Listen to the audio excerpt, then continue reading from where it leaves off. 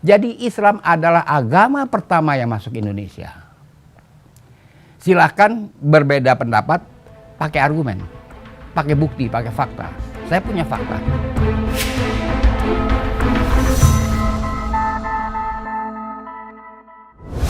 Saya baru nonton itu film di Netflix, Ancient Apocalypse gitu ya. Ini tentang sejarah-sejarah di masa lalu. Sejarah kita ini relatif agak dimudahkan ya dengan penulisan-penulisan karena mungkin ketika itu pengetahuan terbatas, carbon testing dan tes-tes untuk melihat artefak di masa lalu itu terbatas. Tetapi yang ada menarik itu kalau kita lihat di serial Netflix ini, salah satu yang ditonjolkan peradaban masa lalu yang cukup jauh dan panjang itu adalah di Gunung Padang. Ya, bahwa itu mungkin semacam punden berundak dan semacam istana atau ketika di zaman es, ya ada terjadi insiden di zaman es beberapa ribu tahun yang lalu ya, mungkin 10.000 tahun lalu atau 9.000 sekian tahun yang lalu. Dan kalau kita lihat kan banyak sekali artefak kita yang menunjukkan bahwa kita ini adalah peradaban yang sangat tua. Ya, misalnya di Goa Leang-Leang, lukisan-lukisan purba itu diduga atau diakui mungkin sampai 40.000 tahun usianya. Ya artinya sejarah keberadabannya kan sudah sangat panjang. Kalau itu lukisan yang diakui sebagai 40.000 tahun kan berarti zaman itu orang kita udah bisa melukis atau menggambar di dinding-dinding goa gitu ya, seperti yang ada di Maros itu. Nah sementara kita lihat di belahan-belahan bumi lainnya menganggap mereka juga yang paling tua kan, tentu saja. Saya termasuk yang berpendapat bahwa peradaban kita di Nusantara ini sangat tua. Di Indonesia ya? Ya di Indonesia di masa lalu. Jadi bukan hanya dimulai pada abad keempat atau berapa sebelum Masehi gitu ya. Tapi udah puluhan ribu tahun, bukan lagi ribuan gitu. Gimana itu menurut Anda? Oke, sekarang kita menggunakan timeline, tentu ada alat ukurnya, ya kan. Saya berpegang kepada Bernard Grun yang menulis buku Timetable of History 1894. Alat ukurnya adalah kapan manusia keluar dari goa. Kita menjalani kehidupan cave life. Sebelum cave life, saya pribadi dan saya mengimbau juga nggak bisa kita masukin itu wilayah kitab suci. Wilayah sains sampai dengan cave life. Nah, cave life yang menggambarkan kehidupan masa lalu. Jadi di situ kata Bernard Grun, manusia keluar goa 9.000 tahun lalu. Dia bilang, yang pertama adalah di goa Khatal Khuyuk, Turki Tengah. Itu yang pertama keluar. Lalu kemudian Ain Ghazal. Ain Ghazal itu adalah di Palestina. Bahkan umumnya kalau orang sudah keluar gua, dia langsung membentuk river basin community, kehidupan di pinggir sungai. Turki juga begitu, orang-orang di Khatal Khuyuk.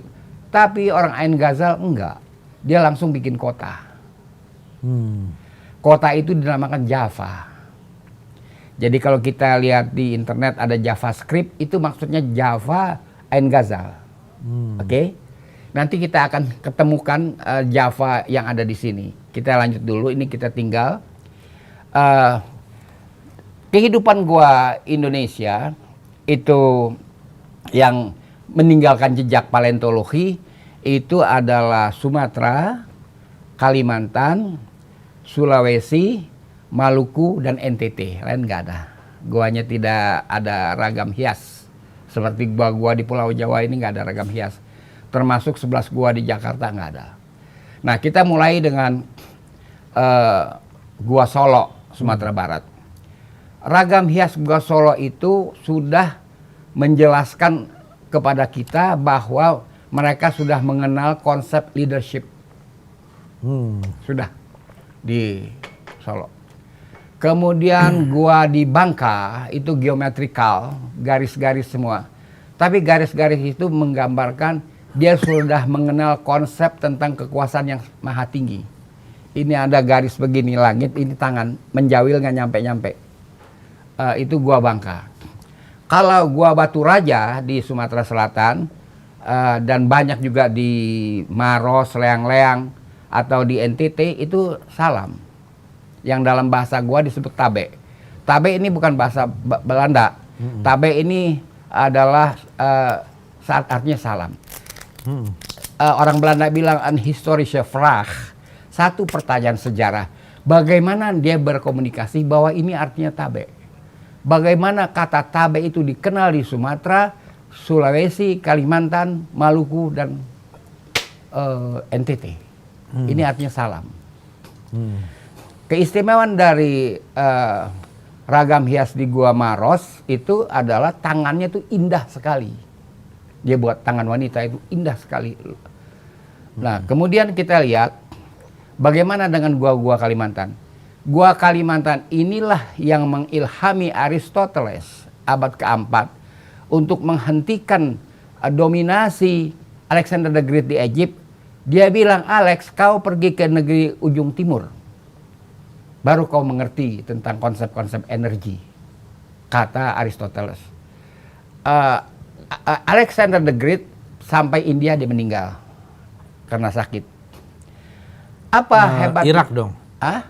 Alexander the Great meninggalnya di Babylon. Oh, di Babylon, oke. Dia meninggal di Babylon. Dalam rangka menuju ke India. And then, dan bukan India tujuan akhir, tapi Indonesia. Karena pelayar-pelayar Arab menyebut negeri ini adalah Al-Masyriq Sarkiyah, negeri timur yang paling timur. Lalu Aristoteles menggunakan istilah negeri yang paling ujung timur. Kenapa? Karena di sini tarian gerakan tangan, gerakan kaki, gerakan tubuh, gerakan mata para penari kita ada kontraksi dengan sistem energi alam. Aristoteles menggunakan istilah dewata. Nah, konsep dewata Yunani dengan konsep dewata India berbeda. Nah, disitulah kita mencari energi bagaimana orang-orang Indonesia pada zaman itu telah bisa melakukan kontak dengan konsep-konsep energi di alam itu. Dan di situ digambarkan 3 orang penari indah sekali, sudah berbusana di salah satu gua Kalimantan. Dia menjinakkan hewan buas. Hewan buas termangu di depan dia yang lagi menari. Bagaimana itu kalau tidak ada kontak antara itu? Bagaimana membuat kontak itu? Itulah Aristoteles bilang, kau harus pergi ke Indonesia. Belum ada nama Indonesia. Negeri di timur. Negeri di timur, kau harus pergi ke situ. Itu jawaban saya tadi. Khusus mengenai Gunung Padang. Gunung Padang itu peradaban Peru, Inka. Karena kita lihat di puncak Gunung Padang itu ada pemakaman bujur sangkar, batu-batu disusun bujur sangkar, luas sekali, seluas lapangan basket. Kemudian ada yang circle lingkaran, di tengahnya ada monument stone. Kalau yang bujur sangkar itu adalah Macho Uchicus Incanan, kuburan pria Peru. Kalau yang lingkaran itu Paquita Uchicus Incanan, kuburan wanita Peru. Itu yang ada. Lalu bagaimana orang menerbitkan kata piramid di sekitar Gunung Padang? Piramid ini ada di Tapanuli, ada di Gunung Padang, ada di Jakarta, ada di Luwu. Kalau yang di Tapanuli dia bilang Kamang. Di Sumatera Barat ada Kamang kan, dekat Solo. Kamang. Kemudian di Jakarta Kemang. Di Gunung Padang piramid dia sebut. Kemudian di Luwu dinamakan Tiwaniku Masamba. Lain lagi. Ini adalah batu alami segitiga, tinggi kira-kira 4 meter, luas bidang di bawah sekitar 20 meter persegi atau sekitar itu. Lalu ada lubang alami juga, itu tempat penyimpanan mayat. Ya, seperti di Giza. Ya, itu penyimpanan mayat. Itu yang ada di Cianjur, bukan persis di Gunung Padang. Makanya dia cari piramid itu. Ya sudah digusur, mungkin menghalangi jalan karena modernisasi, digusur. Kemang di Jakarta bukan pohon mangga, kemang itu ini. Tiwaniku Masamba kalau kata orang-orang Lubu. Nah, itu komentar saya. Karena bukan apa, peradaban Indonesia cukup hebat. Karena bagaimana orang Maya sebagai migran pertama datang ke sini, dia membawa konsep ketuhanan yang dinamakan Ahu Afiki. Saya tahu Tuhan, tapi saya tidak tahu apa-apa. Bandingkanlah dengan konsep yang digelar di Gua Bangka. Bahwa nenek moyang kita hebat, tidak perlu dibantah. Bahwa Socrates, Aristoteles menganjurkan Alexander the Great pergi ke sini untuk belajar tentang itu, energi, tidak perlu dibantah. Itu fakta semua. Kalau sekarang kayak begini ya, kalau orang betul bilang rada-rada geblek gitu ya, itu saya nggak mau bahas karena kita lagi bahas zaman dulu, ya kan? Zaman dulu kita bahas. Zaman dulu hebat. Anda bisa bayangkan pelbagai peradaban besar di dunia semua kemari. Kalau kita orang nenek moyang kita geblek, ngapain? Itu nanti di semua zona-zona ekonomi, pangkalan-pangkalan kapal, orang jadi gunjingan. Mau kemana ente? Mau ke Indonesia? Jangan, orangnya geblek. Pasti dicegah. Tetapi mengalir semuanya.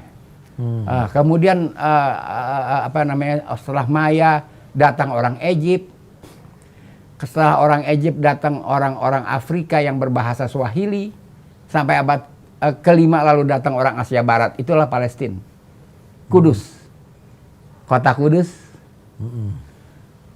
Orang-orang dari rumpun bangsa Hyksos, Babylon tadi disebut, Irak, Palestina, berdekatan dengan itu daerah-daerah Urduniyah, Jordan, itu kemari.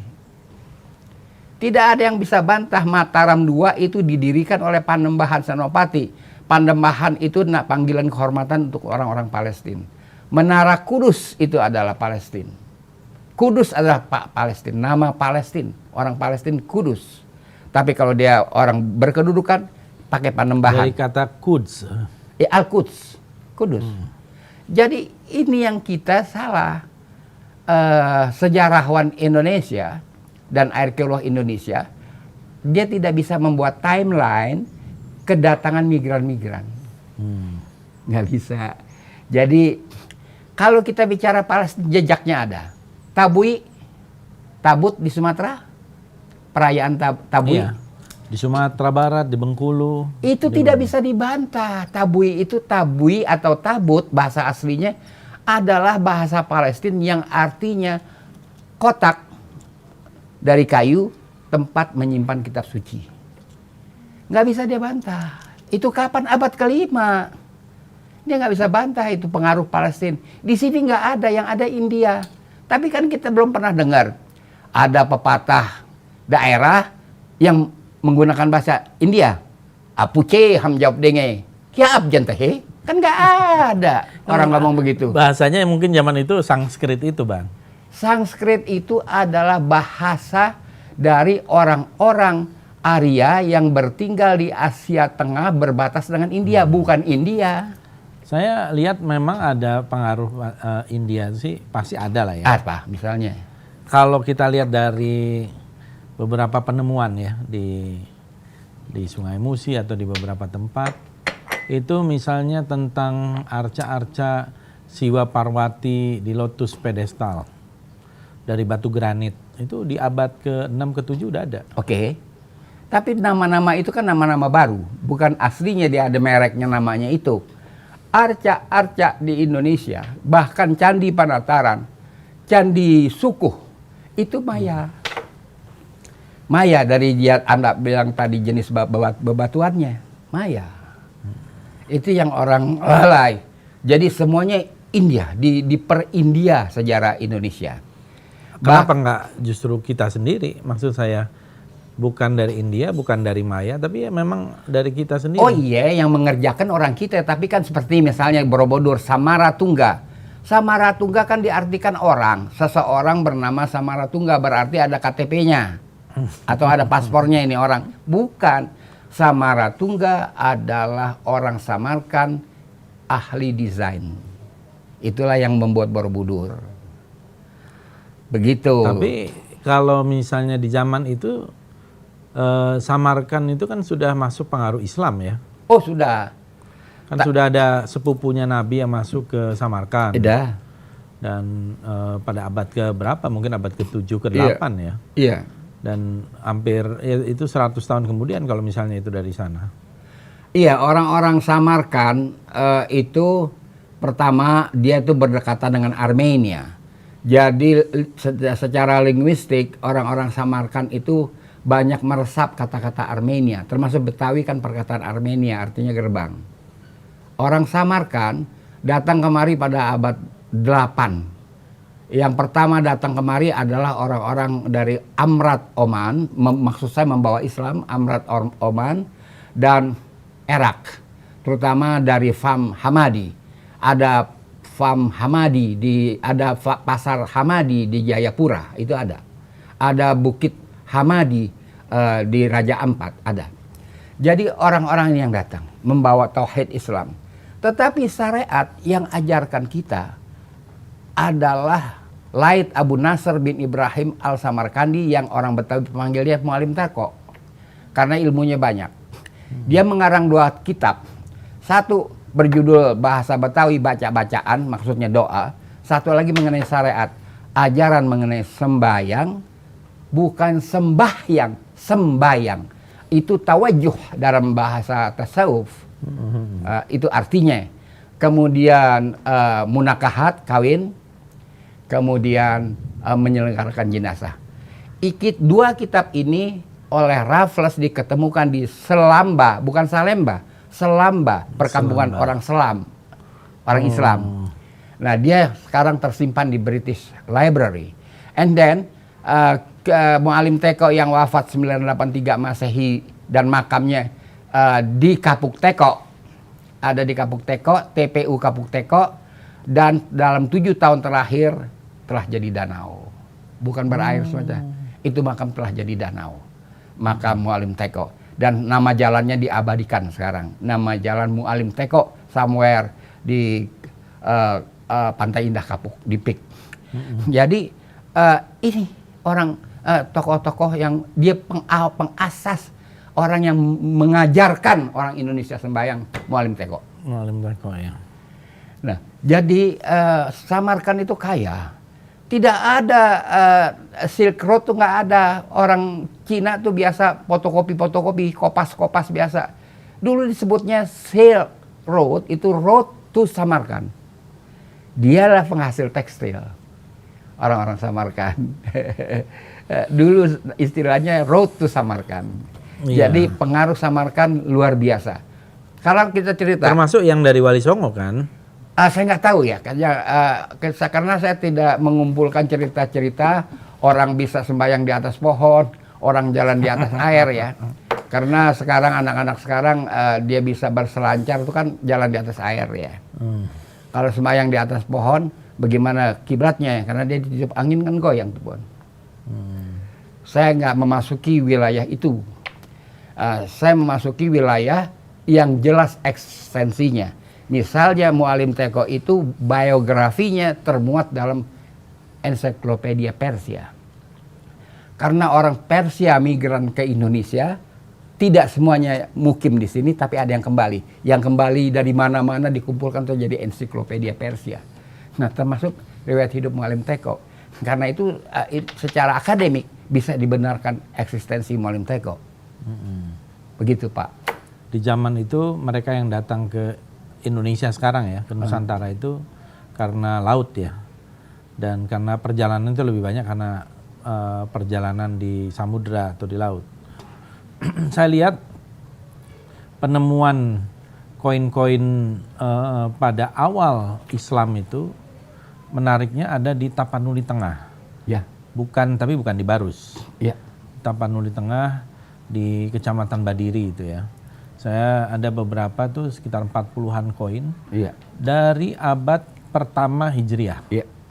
Jadi dari 96 Hijriah, 97. Jadi dari dinasti Umayyah. Ya. Ketika itu. Artinya interaksi dengan Nusantara ini dari Timur Tengah juga sudah banyak ya.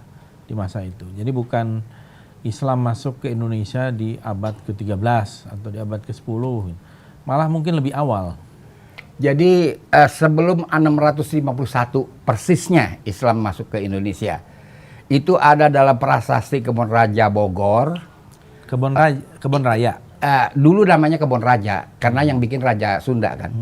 Raffles kerjaannya bikin nama Ptoros Spermum javanicum tahun berapa di Pantek Media itu doang. Kalau yang nanam itu pohon adalah raja-raja Sunda. Makanya disebut Kebon Raja. Nah, di belakang itu ada prasasti. Prasasti itu dalam aksara Nabatiyah. Nabatein itu sebelum Hijaiyah. Arab Nabatein. Hijaiyah digunakannya 651. Maka prasasti ini dipastikan 651. Sebelum 651. Itu ada di Kebon Raja Bogor dalam bahasa Nabatein, dalam bahasa Arab tapi aksara Nabatein bunyinya adalah la ilahu. Tidak ada melainkan Tuhan. Kemudian kalimat ini akan kita jumpai juga di nisan-nisan Troloyo di Jawa Timur. Troloyo. Lalu Majapahit. ketika nisan Banggai Sulawesi dia sudah Hijaiyah, tetapi masih tahun 688 Masehi. Jadi Islam adalah agama pertama yang masuk Indonesia. Silakan berbeda pendapat, pakai argumen, pakai bukti, pakai fakta. Saya punya fakta. Misalnya Masjid Malangka di Luwu Utara, itu masjid tidak ada atap. Pola Karbala, Karbala itu masjidnya nggak ada atap. Itu nggak ada atap, tapi ada mihrab. Itu Karbala. Ini abad ke-7. Kata arkeolog ini bangunan yang belum jadi. Oke lah. Ada nggak istilahnya dalam bahasa Latin bangunan yang belum jadi? Itu masjid. Di Jakarta ada. Di Jakarta yang tersisa mihrab saja, minaret spiral Babylon pernah ada dan saya lihat, tapi sudah digerus. Zigurat namanya. Ya, zigurat itu Di sudah, Samara. ya, itu sudah digerus. Kemudian di Banten ada minaret, ada plaza dan ada mihrab. Tapi di situ disebut Masjid Pecinan. Itu awal-awal itu sudah ada kita. Jadi silahkan saja orang mengklaim itu urusan dia, ya kan. Tapi tolong buktikan. Jangan dengan dongeng. Kalau dengan dongeng saya kagak bisa mengikutinya kan. Saya nggak besar dengan dongeng. Orang Betawi tidak dibesarkan oleh dongeng waktu masa kecil. Jadi Kan kalau kita tarik lebih jauh lagi nih Bang, sekarang ini kan di kalangan paleoantropologis gitu ya. iya. Itu kan mengatakan bahwa ya yang tertua itu adalah manusia Afrika, Homo neanderthal. Kemudian saya juga pernah lihat di Museum Ethiopia itu Lucy Walk on the Sky itu ya, salah satu dianggap nenek moyang manusia yang umurnya 3,1 juta tahun. Tapi ternyata pendek aja. Saya kira bukan manusia lah jelas itu ya. Tapi di kita kan pernah ditemukan oleh von Koningswald itu yang sekarang artefaknya ada di Belanda itu Meganthropus paleojavanicus. Umurnya 2 juta tahun. Ditemukan tahun 1936. Kemudian oleh Dubois juga ditemukan tahun 1861 kalau nggak salah itu Pithecanthropus erectus kan. Ini kan juga bukti-bukti faktual bahwa manusia-manusia purba ini sudah ada di sini jutaan tahun. Bukan lagi ribuan tahun, sudah jutaan tahun. Nah, teorinya kan sekarang bahwa dari Homo neanderthal itu ujung dari Homo erectus itu berakhir di Nusantara. Apakah justru bukannya tidak mungkin juga bahwa dari sinilah asalnya, kemudian bermigrasi ke tempat-tempat lain? Begini, yang pertama adalah tidak ada indikator ketika paleoantropologi menetapkan ini 2 juta, 3 juta, 4 juta. Lalu dia gambarkan juga manusia-manusia itu jidatnya kayak piring. Lancip gitu jidatnya. Kayak piring. Tapi kalau kita mempelajari ragam hias gua-gua Indonesia, ini teori gugur. Manusia itu tinggal pertama kali ada di cave atau di atas pohon, tapi nggak banyak yang tinggal di atas pohon, hanya 2 tempat.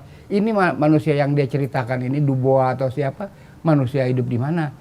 Jadi dia hanya membuat prakira tanpa satu ukuran gitu.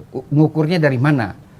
Harus ada ukuran. Kan sekarang sudah ada carbon testing, DNA apa segala macam. Iya, itu kalau tulang itu, misalnya kayak kita ngukur bangunan bersejarah atau monumen stone, itu dari batu nggak bisa, karena kalau kita ngukur dari batu, umur batu ya sama, kan nggak bertahap batu diciptakan, itu nggak bisa begitu. Itu dia mengukur itu, dia harus mengukur peradaban yang dibawa apa itu. Lalu dia bilang nggak ada, karena masih proto. Nggak ada manusia proto. Nah, tapi kalau kita lihat manusia yang tadi di cave ya, kalau di Goa Leang-Leang, dulu Belanda bilangnya itu 5.000 tahun yang lalu. Belanda. Iya. Terus tahun 2014 kalau nggak salah di majalah Nature atau di majalah apa, Science gitu ya, itu disebut bahwa itu bukan 5.000 tahun lalu, itu 40.000 tahun yang lalu. Nah, dan artefak dari fosil manusia purba rata-rata kan 30.000, 40.000 tahun. Dia sudah tadi yang Bang Ridwan bilang tangan, tabe, bahkan sudah bisa menggambar binatang. Iya, bagus. Binatang-binatang dan lain-lain. Itu kan manusia modern, itu Homo sapiens. Iya. Artinya peradaban kita yang paling tidak kalau dari peninggalan sejarah 40.000 tahun yang beradab ya. Dengan otak manusia yang sudah volumenya normal seperti manusia sekarang. Oke, saya kasih komentar dengan bukti prasasti Kampar. Sungai Kampar. Prasasti Kampar itu beraksara Akkadia. Aksara Akkadia ini dipergunakan sejak era Nabi Allah Nuh, abad 23 sebelum Masehi. Kemudian lanjut oleh Hammurabi ketika dia membuat Code Hammurabi abad 18 sebelum Masehi. Bagaimana bisa ada di Kampar ini prasasti? Yang sampai hari ini arkeolog nggak bisa menarjamah. Tahu bahwa ini Akkadia juga dari saya.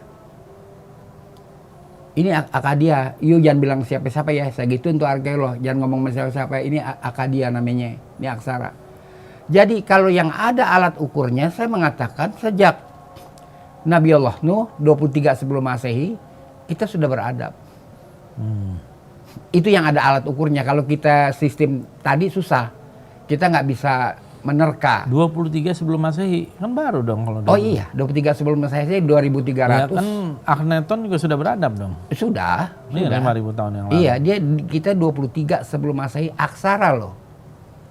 Oh, ini kalau terkait dengan aksara. Bagaimana menuangkan pesan-pesan secara tertulis, itu kita sudah tahu. Kalau kita nggak tahu apa-apa, ngapain orang Babylon? Tapi kan ada piktograf, ada segala macam, itu kan aksara juga. Piktograf itu kan lambang ya. Iya, tapi kan itu aksara juga. Iya, pesan ya. Pesan bukan aksara. Ada piktograf, itu lebih tua lagi dari Kampar. Tetapi saya hanya mengatakan bahwa kita sudah tahu aksara. Kalau kita nggak tahu aksara, ngapain itu prasasti ditaruh di Sungai Kampar? Itu 23 sebelum Masehi. Itu masih ada ya itu ya? Udah ada. Itu kecerdasan orang-orang Indonesia. Ada di mana tuh ininya? Dia belum diangkat, masih di situ. Maksudnya masih di Riau, perbatasan Riau dengan Sumatera Barat. Ya, di Kampar. Iya. Jadi itu luar biasa ya. Makanya Sumatera, tanah unggulan kata orang-orang Greek. Suwarna Dwipa itu kan nama babat-babat ya. Orang nggak pernah, pendatang, migran maupun penduduk tempatan nggak pernah menggunakan perkataan itu. Itu dibuat sendiri oleh tukang-tukang babat. Nama ini Sumatera. Ini ada dalam peta navigasi. Iya.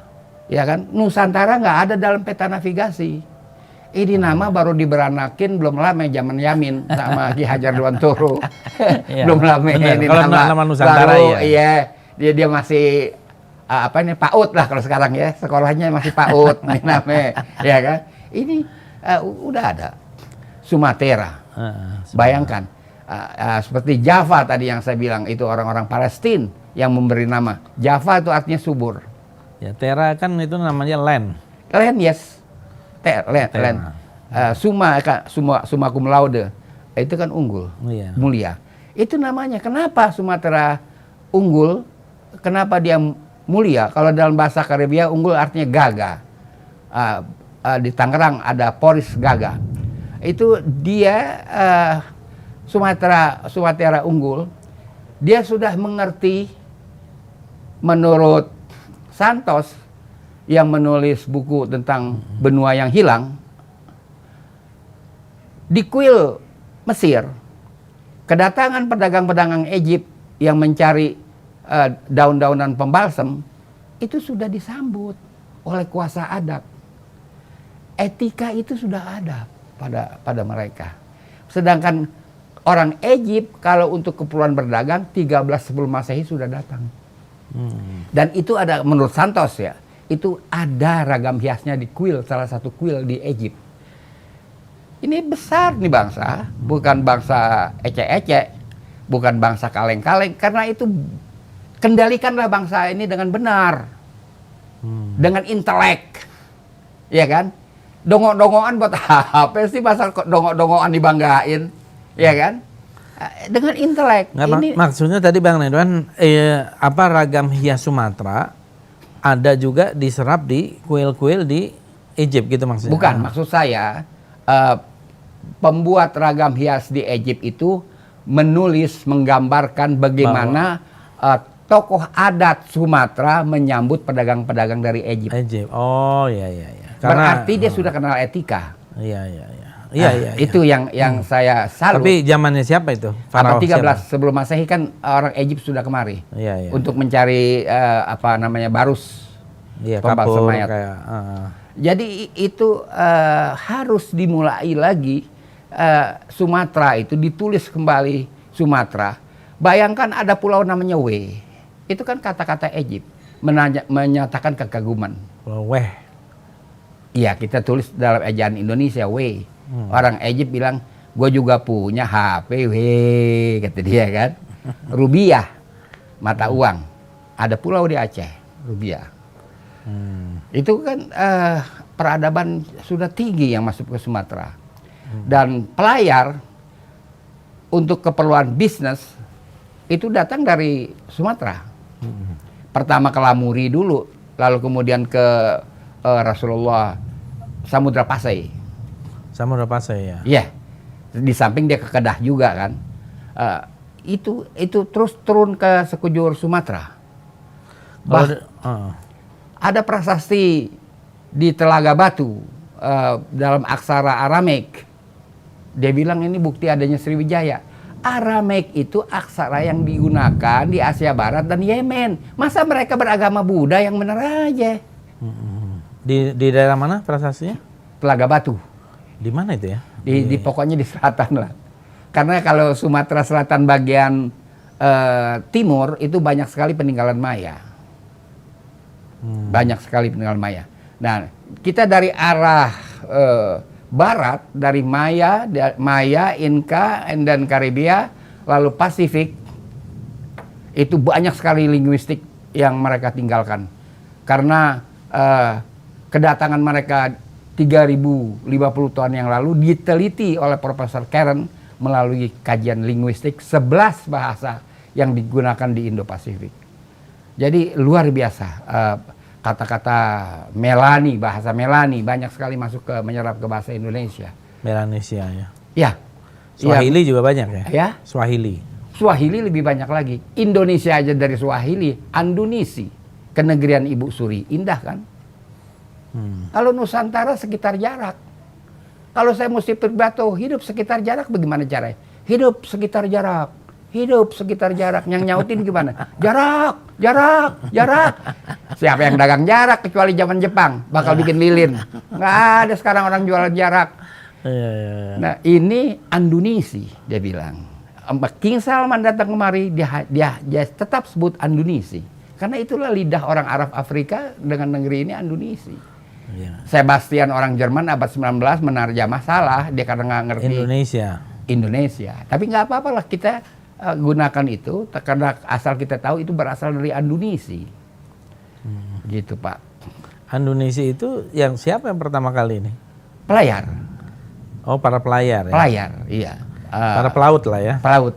yang menamakan itu. Siapa kawan kita Aristoteles tahu dari mana informasi tentang Indonesia kalau bukan dari pelayar? Tapi di dalam manuskrip apa ada kata Indonesia sebelumnya? Andunisi itu. Manuskrip maksudnya naskah-naskah? Iya, atau dari prasasti. Nggak ada, karena kita kan konsep kita adalah land itu yang di sekitar kita. Iya ya, maksudnya kata-kata Andunisi itu. Kata-kata Andunisi di dalam nama ada. Ada Mukimin Indonesia di Mekah, pengarang buku Al-Mazhab, saya lupa namanya, dia pakai nama Andunisi. Pada tahun abad keberapa? Abad tuh? 19. Oh. Itu masih dikenal. Kalau di dalam manuskrip nggak ada. Kan dulu lebih banyak, misalnya siapa imam pertama di Masjidil Haram itu tahun Junaid Al-Batawi. Al-Batawi. Iya. Itu kan nyebutnya bukan ya Betawi, Jawa, Padangi. Dia nggak mau. Ini orang Mandailing. Dia nggak mau. Dia pakai Andunisi. Siapa yang orang Mandailing? Ini yang saya katakan Al-Andunisi, yang penulis kitab Al-Mazhab itu adalah dia memakai kata Andunisi. Andunisi dalam namanya. Jadi itu bukan nama, tidak mesti nggak ada di manuskrip lantas itu barang kagak ada. Kita bisa lihat jejak-jejaknya dari luar. Dan orang Indonesia memakai itu. Bukan hanya King Salman. Gitu. Jadi ini yang harus jangan salah ya. Kita dalam negeri ini sudah ada namanya. Dulu hanya disebut Al-Masyriq Syarqiyah, negeri timur yang paling timur. Kemudian Andunisi namanya. Ya, gitu. Ya. Kita nggak akrab dengan fonem Andunisi. Maka jadi Indonesia gitu. Jadi Andunisi ini atau Indonesia jauh lebih dulu ketimbang kata Nusantara. Nusantara itu diangkat oleh prasasti Pararaton 1600. Dia bercerita 238 yang lalu adalah seorang Perdana Menteri dari Majapahit namanya Gajah Mada bersumpah. Dia mengatakan, saya tidak akan palapa sebelum saya menaklukkan ini termasuk kerajaan Nusantara itu. Ada di situ. Ini disebut. Pertama, tidak ada Perdana Menteri bersumpah cara begitu. Sumpah Perdana Menteri Hatta Aditya Warman yang franchise dari Campa, dia kan orang Campa, Aditya Warman, itu adalah pernyataan setia kepada raja. Gak ada pakai begitu-begitu, saya nggak mau makan palapa. Apalagi daun palapa itu adalah daun mint. Daun yang kalau direbus, diminum airnya menghangatkan tubuh. Bakal apaan sumpah atas nama daun? Lalu dipakai lagi satelit palapa. Loh, kok Pak ada namanya satelit daun? Emang mau bikin gado-gado apa mau keliling angkasa? Itu yang paling parah di sini yang kita capek ya. Dengan yang begini-begini, ya kan? Bahasa Sanskerta seolah-olah bahasa yang bergengsi. Kalau kita lihat Akadia saja dia sudah kalah berapa kilometer. Kalau naik Gojek nggak bayar udah mahal tuh. Nah dia kan bahasa Sanskerta yang datang abad 15-16 dibawa oleh orang Arya, orang-orang dari daerah timur, daerah Asia Tengah yang berbatas dengan India. Dia datang kemari. Ibadat mereka adalah Zion. Ibarat orang-orang ini mereka kita salah memahami tentang Arya. Lalu iya dia pakai aksara Palawa, tapi ragam Palawa itu banyak sekali, bukan yang kita kenal diajarkan di sekolah fakultas arkeologi. Banyak sekali aksara-aksara Palawa, variannya itu banyak. Ya. Yang ada 7 prasasti di Jawa bagian barat, Jakarta, Banten, Jawa Barat, itu bahasa Fenggi, aksara Fenggi yang dia pakai.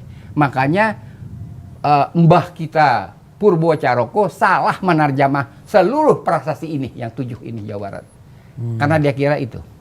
Tapi kita kalau udah pakai Sanskerta, Manggala Wana Bakti, kita tahu-tahu jadi keren. Kelas kita naik. Hebat kita, tahu-tahu. Padahal tolol, karena Manggala itu adalah kalung tasbih yang di leher Rabi. Itu artinya. Wana Bakti? Wana hutan. Ya. Bakti ya berbakti. Bagaimana mengkombinasi kalimat ini? Ini kalung tasbih. Kalung tasbih tiba-tiba ada hutan. Ya kan? Tiba-tiba bakti. Ininya aja Bakti untuk hutan oke lah, Wana Bakti oke. Kenapa dia Relevan. pakai Manggala? Iya, nggak usah pakai Manggala harusnya. Manggala dia nggak ngerti artinya. Kali dia kira Manggala ini semacam galah gitu ya. Enggak kan kalau dulu P4 Manggala itu udah tinggi tingkatnya. Mungkin kaitannya dengan tasbih tadi. Udah, kalau tasbih itu bahasa Arya. Jadi ini yang kita salah, menempatkan bahasa Sanskerta, menempatkan tahun Saka. Saya mengatakan kepada orang yang kagum kepada tahun Saka yang sama dengan tahun 78 Masehi, oke, Anda bisa mempopulerkan tahun Saka, memang tahun Saka populer, tapi ini tahun kagak dipakai orang. Karena harinya cuma 5. Orang memakai hari 7 bukannya 5. Itu yang nggak realistis. Ini yang saya terus bekerja. Nggak, ini kan kaitan dengan bahasa Indonesia ya Bang. Iya. Ini kan bahasa Indonesia ini kan termasuk bahasa yang relatif kosakatanya nggak terlalu banyak dibanding dengan bahasa-bahasa tua lainnya. Ya kita harus akui ya.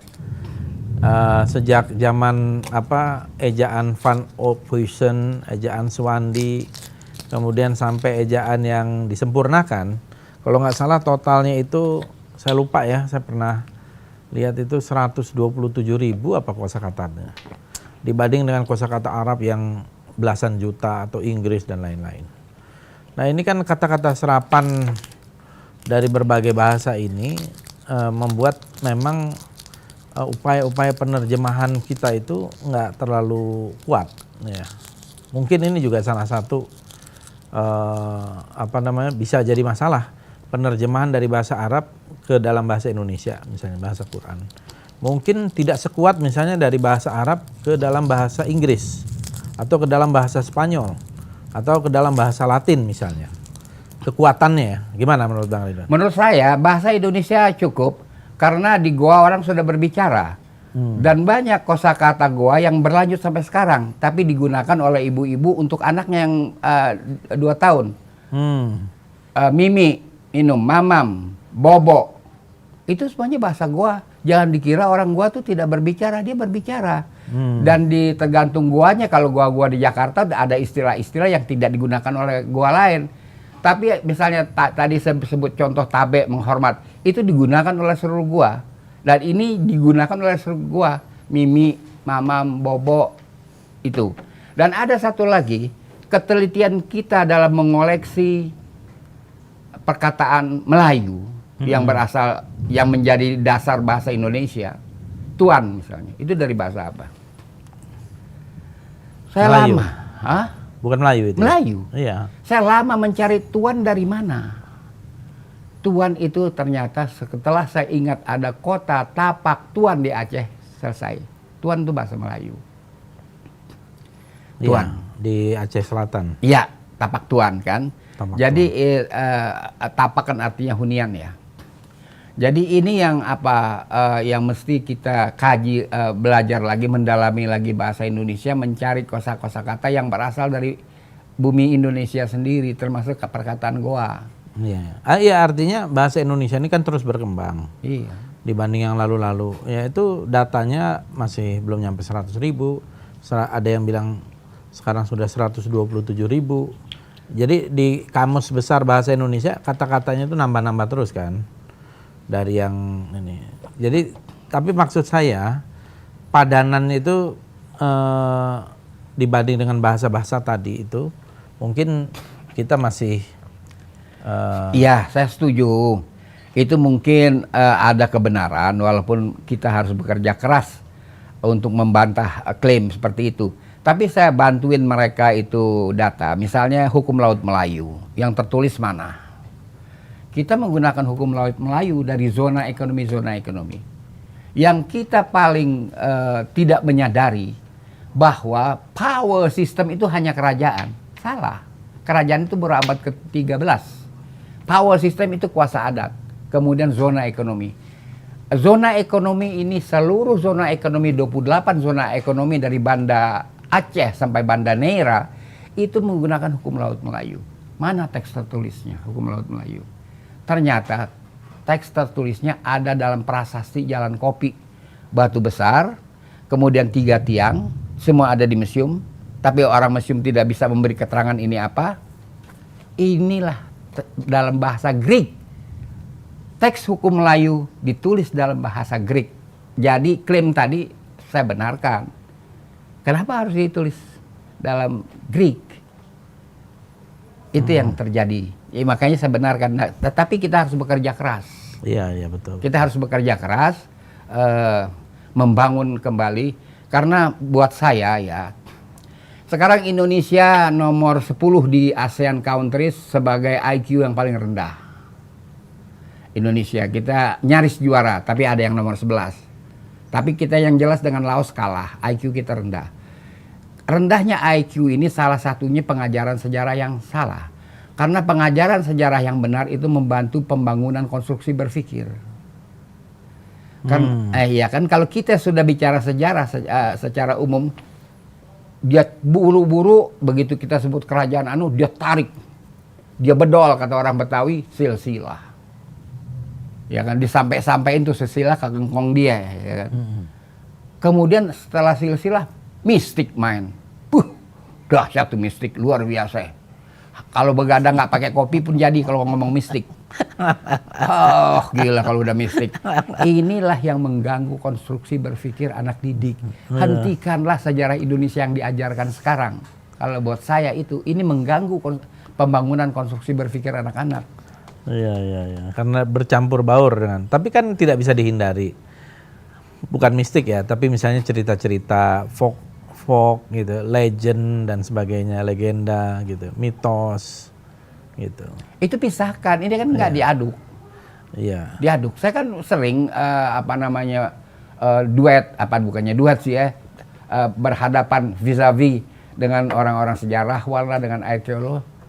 Saya lihat dia juga terganggu konstruksi berpikirnya karena dengan adanya ginian-ginian nih. Saya setuju bahwa sejarah Indonesianya harusnya ditulis ulang, iya. Direkonstruksi, iya. Dari zaman ya awalnya ya, karena memang menurut saya banyak yang masih belum jelas tadi, ya belum bisa menjelaskan tadi bagaimana kaitannya Homo erectus, Pithecanthropus erectus, Homo sapien, dan jadi ada seolah-olah loncatan, seolah-olah kita ini baru kemarin nih, abad keempat. Sejarah dimulai pada abad kelima, katanya abad keempat, setelah ada aksara dan lain-lain. Jadi memang konstruksi berpikir, saya setuju dengan Bang Ridwan, ini harus kita bongkar lagi, bahwa kita ini adalah peradaban lama gitu. Oh iya. Nah, sebagai peradaban lama, kita harusnya lebih punya pride yang tinggi. Iya, tunjukkanlah bahwa kita berasal dari peradaban sebagai contoh lama. Kalau tidak salah, itu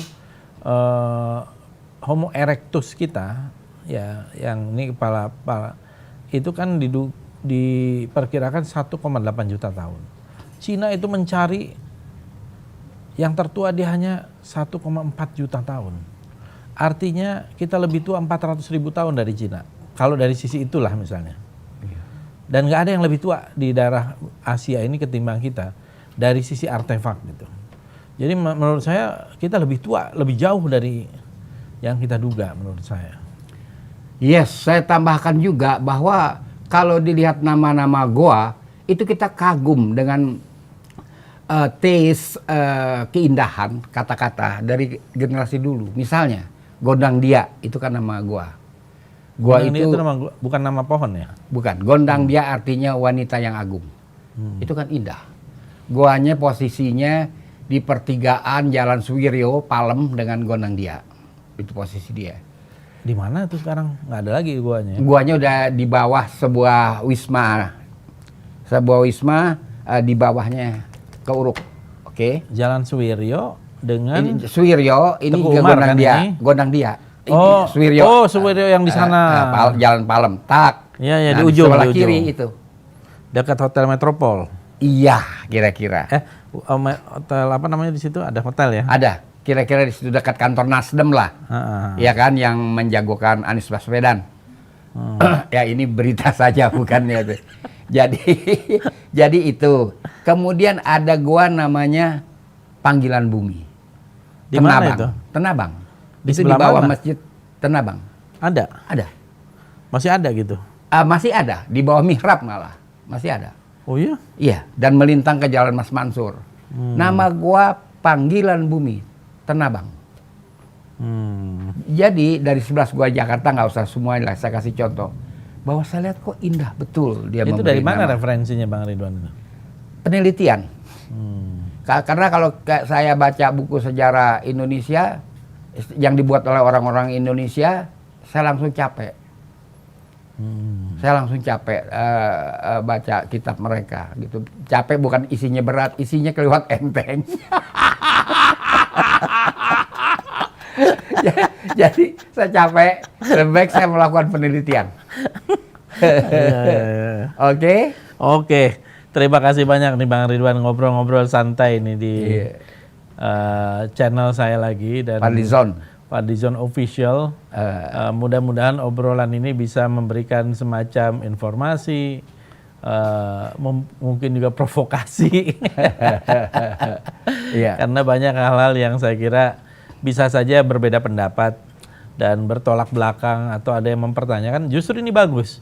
Menurut saya untuk kemajuan ilmu dan juga pengetahuan itu harus ada diskurs kan, harus ada dialektika, ada tesis antitesis. Jadi bagi siapa saja yang sependapat dengan Bang Ridwan ya tentu saya kira itu sah-sah saja.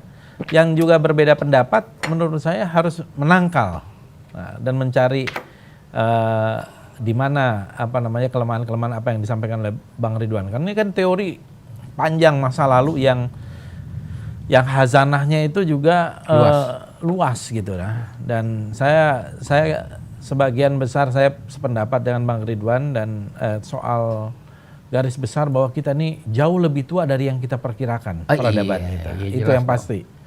Peradaban kita ini bukan peradaban kemarin sore, tapi lebih tua dari yang kita perkirakan. Gitu. Dan itu kan tercermin di dalam kitab-kitab sejarah yang diajarkan sekolah. Kitab sejarah untuk SMA. Bab 1, prasejarah. Mana ada prasejarah? Dari zaman cave life saja dia udah sejarah kok. Prasejarah. Ya itulah yang dikonstruksikan oleh Belanda. Sejarah baru dimulai di abad keempat. Dan itu di karang-karang sama De Graaf, ya kan. De Graaf ini bilang pohon jati ditanam oleh orang India pada abad keempat. Jati India tuh pinggangnya kecil. Coba pelok Pterosphaermum javanicum jenis jati di Jakarta aja lah, nggak usah jauh-jauh. Ada yang nggak kepelok 3 orang kok. Nah seperti itu. Orang itu ada yang dia mau hindarkan kalau sejarah ditulis dengan benar oleh penjajah itu. Ada yang dia mau hindarkan. Kita nggak usah sebut. Nanti kita dibilang politik identitas. Terima kasih Bang Ridwan. Oke. Assalamualaikum warahmatullahi wabarakatuh. Terima kasih.